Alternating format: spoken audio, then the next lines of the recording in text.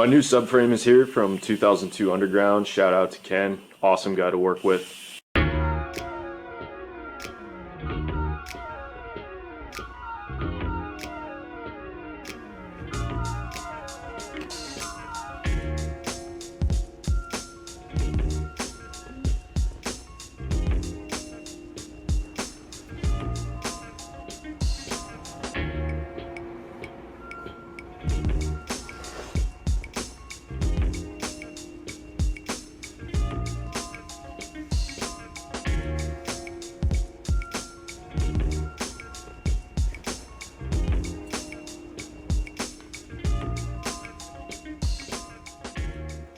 I'm sure you can probably tell the difference in quality between this subframe and the other one that I had. If you could imagine it, all 4 bolts fit. Look at that.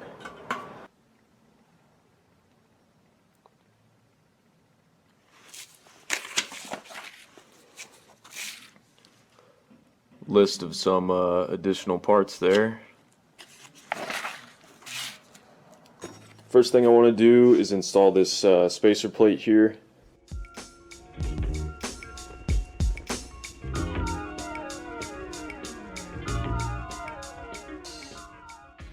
Alright, so I waited an hour for the RTV to get a little bit tacky and torqued the cover bolts to 33 foot-pounds. Now I just gotta wait 24 hours and then I can put fluid in it.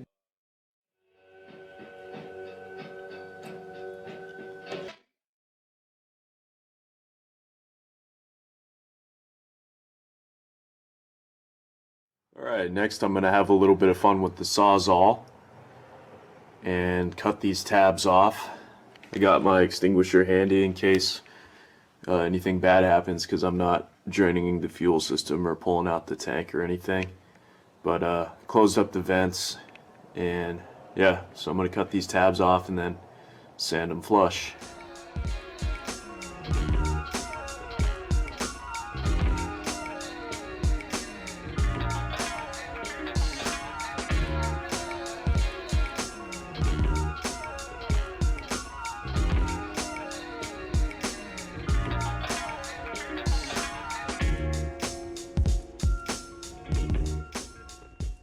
So the diff mounting tabs are cut flush, so now I can test mount stuff. If I were going to do it again, I would probably try and actually cut the welds and just remove them complete. But I was worried about cutting into the side of this piece of box tubing and damaging it. But I mean, honestly, I kind of nicked it in a few places here, so I don't know. It's kind of a wash either way. But now what I'm going to do is go ahead and mount this bracket, and the way that it goes, the side with the spacer welded to it faces back, so it sits just like that. So the fasteners I'm using are just the old diff to subframe bolts, and I'm just using washers that I had laying around, and then some old head bolt washers that I had in the pile too. And the torque spec that I found for the E36 diff ears is 77 Newton meters, so that's what I'm going to use.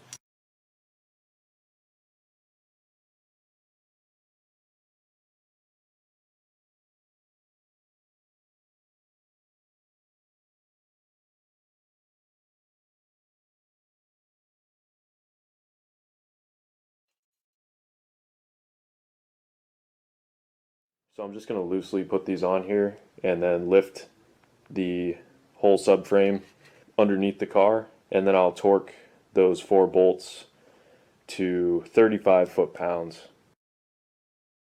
So I came up with kind of a crafty way to ensure that the differential is true to the subframe, and I didn't think of it until I was already under the car, but all I have to do is just take a stack of shims and stick them in between this surface of the subframe on the inside where it gets close to the flange on the input side here, and then measure it at all 4 points along this spot and make sure that they're all pretty close. I've got mine within 10 thousandths, and I think that should be close enough. Alright, now I'm just going to make a couple reference marks on each hole on either side, and then I'm going to pull everything out of here and see if they're good spots to drill. Got everything marked out and center punched. So now I'm going to drill some pilot holes.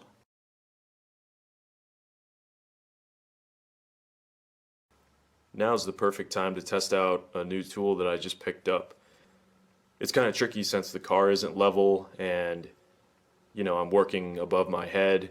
This should help guide me. So I've got a neodymium magnet here on the side, and that should hopefully hold it up in place. And then I'm going to put just a little bit of gear oil on the insides of the bores that I'm going to use.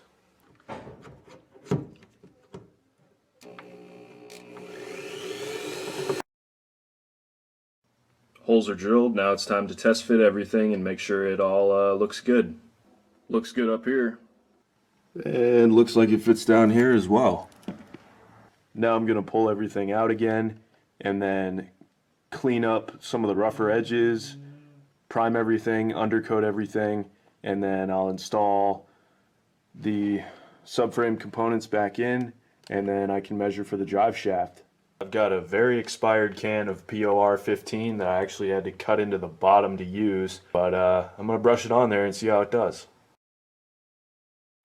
In between coats, I'm going to go ahead and pull off the old trailing arms and clean them up just a little bit. I'm planning on getting a set of boxed TII trailing arms that I know of, so I'm not going to do anything like replace the wheel bearings or upgrade the brakes and whatnot.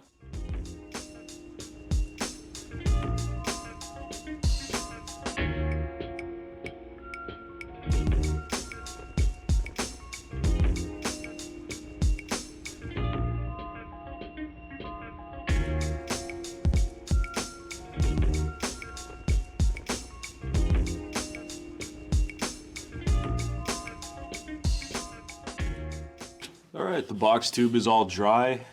Turned out pretty decent, I think, and I think this will work.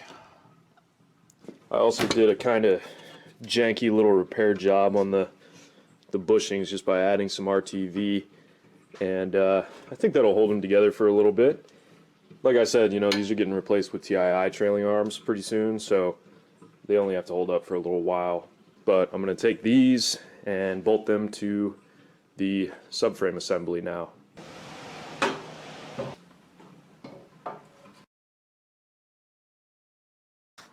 I'm really digging these eccentric adjusters. They're not quite as easy to as the Posi-Lock style, but it doesn't seem too bad. I just gave myself a couple reference marks. Now I'm going to tighten these down to 55 foot-pounds, which is the same as the stock subframe, and that's just a guess. The instructions don't say anything about that, but I think 55 foot-pounds plus nylock nuts should be sufficient.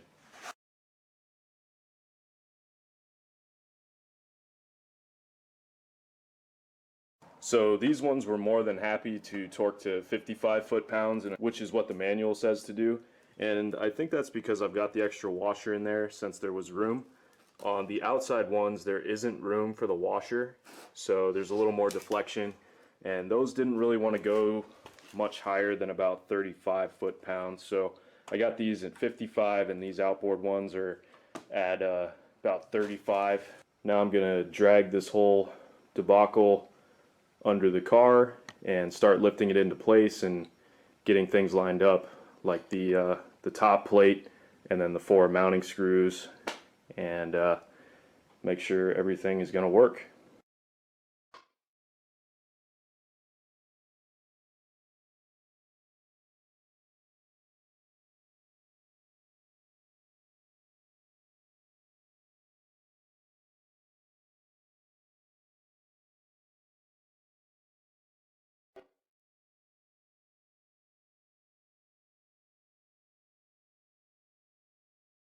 Alright, I've got the diff bracket mounting bolts and nuts in place, and I've taken up the slack. Now I'm just going to do 2 at a time with blue Loctite, and then There's no torque spec for these listed in the instructions, but I'm just going to go Guten tight because I can't get a torque wrench in there anyway. Next, I'm going to install the subframe tie bars, and these obviously sit underneath here, and I'm just going to do them one side at a time. The big one gets torqued to 110 foot-pounds according to my manual, and the small one gets torqued to 32 foot-pounds.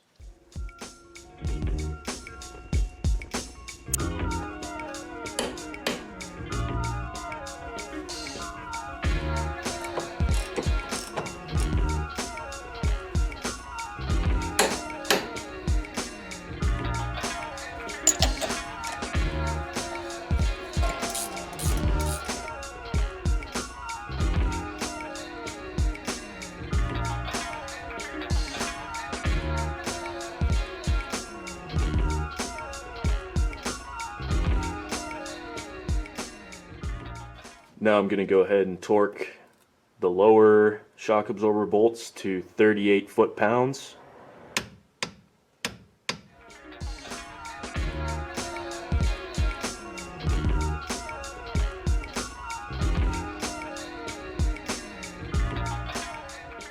Well, I gotta say, this is pretty exciting. This is the first time the triple clutch medium case is finally bolted to the car on its own accord, and it feels pretty dang solid and looks pretty dang solid. So I tried every which way, and I just cannot get this drive shaft to fit. So since I'm gonna have to cut it again anyways, I'm gonna go ahead and change out this flange right here. This is a 4-bolt flange, and the 3-bolt is a lot stronger, so I'm gonna go ahead and pull this one out and install the 3-bolt. So there's the 3-bolt installed. Got some blue Loctite. I just zipped it down with the impact, and then installed the lock plate. Now I'm gonna go ahead and measure and figure out how much of my drive shaft I need to cut, and then go get it cut and balanced. So the way that I'm getting a precise measurement is just with some of this cheap galvanized wire. I attached one end to the transmission flange and then the opposite end to the diff input flange, and now I have this really accurately cut piece of wire that I can now measure with my measuring tape, and then that'll tell me the distance flange to flange. And then I'm also going to take a measurement on where the center bearing needs to sit.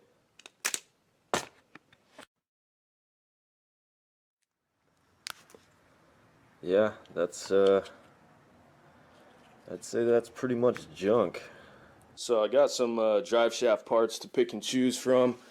This is the flange that I'm going to need to use, and obviously I'll have to cut it. This is the one that was in the car. I'll talk to a drive shaft shop and see what I can figure out. So I got my drive shaft back from the shop, ended up having to cut both halves of it. They installed new U-joints for me. They installed the 3-bolt flange, a new bushing in the nose of it there, a new center bearing as well. If you're going to do this setup, yours might be different if you're using another gearbox, but I'm using a Getrag 245 and of course the 2002 underground subframe setup. And these are the measurements that I gave the shop, and we'll see how it turns out. So I gave them the overall distance from the transmission output flange to the diff input flange, and that was 59 7/16 of an inch. I gave them the Gibo coupling thickness, which is 1 7/64 inches or 28 millimeters. And then I gave them the distance from the transmission output flange to the center bearing, and that distance was exactly 20 inches. Hopefully they cut it right. I'm going to take it under the car and see how it fits. But before I do that, I need to cut the 3 bolts that attach the Gibo to the transmission. I need to cut 10 millimeters off the threads because this old coupling is 38 millimeters and this one's only 28 millimeters. Alright, I'm back under the car and I'm going to go ahead and install the rear of the drive shaft.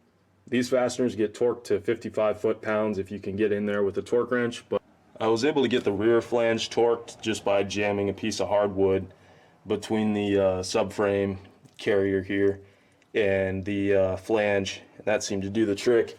And then I just used a crow's foot.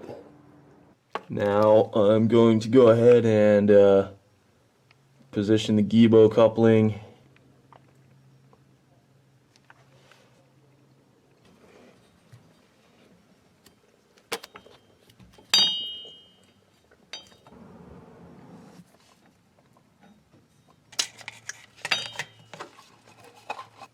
Got the front all torqued down. I think this flex disc is going to be way stronger than the old design.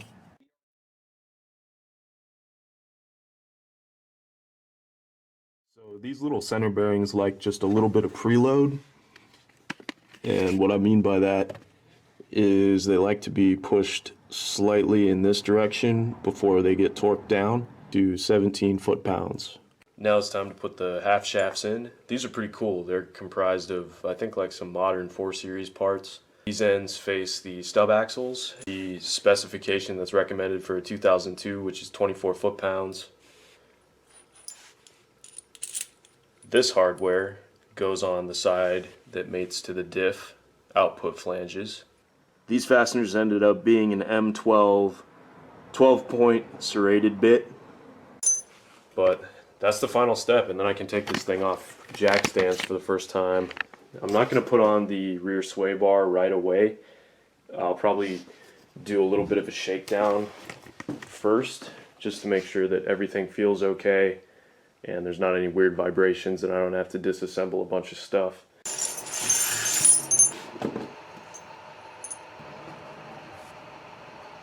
So I'm actually going to torque the inner half shaft bolts to 50 foot-pounds because that's what they would be for an E36 M3. Kind of the birth of like rock and roll guitar tones. The first time everybody plugged a Les Paul into a Marshall and cranked the fly. My records sell 200,000-300,000. We'll have to decide whether that's. After 2 years of clowning around with this, it feels kind of surreal having the car sit on this setup for the first time. Everything sounds and feels good and there's no crazy vibrations or anything. I'll go ahead and put that rear sway bar in.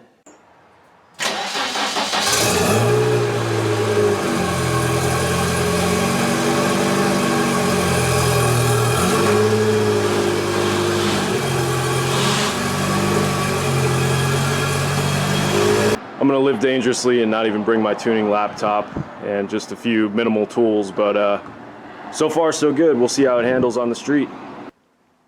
The test drive went pretty well. I didn't feel any weird vibrations and it's smoother than it's ever been. I'm pretty stoked. It looks good so far. But now it's time to put the cherry on top of everything, which is this new sway bar setup here. So I'm going to get the car back up in the air and then get this all installed. But yeah, the sway bar is 22 millimeter and includes the Heim joints and all the urethane parts and whatnot. And then I'm going to reuse the old brackets and bolts.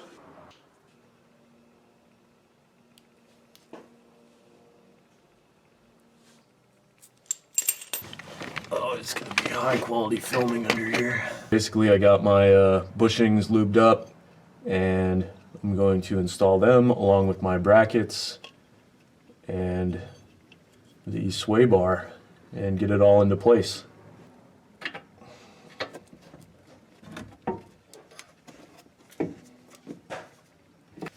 The instructions say that you can use longer bolts to kind of pull it into place, so I'm going to grab some and try that out. I think they're M8 by 125 probably. It took a decent amount of finessing to make this work. I had to use some longer bolts to get it to compress down, and these bolts get torqued to 17 foot-pounds according to the manual that I found. I'm going to lower the car to attach the end links just so that the suspension is nice and settled, and that should work pretty well. But before I do that, I'm going to go ahead and get under the car and mark all of the fasteners that I torqued and make sure that none of them move. I forgot to put marks on them yesterday. This way I'll know if any of my fasteners come loose just by looking at them. Now it's time to get the end links installed. So the directions say a good place to start with the stiffness adjustment is a half an inch from the end of the sway bar. And that's where I'm going to put the Heim joint. So that's going to sit somewhere in there. There's no torque specs listed, so I'm just going to go based on the old Gutentite method.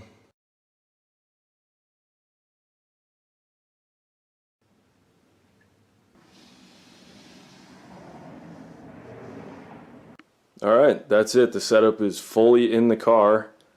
Now I think it's time to go take it for a rip and see if I can break anything.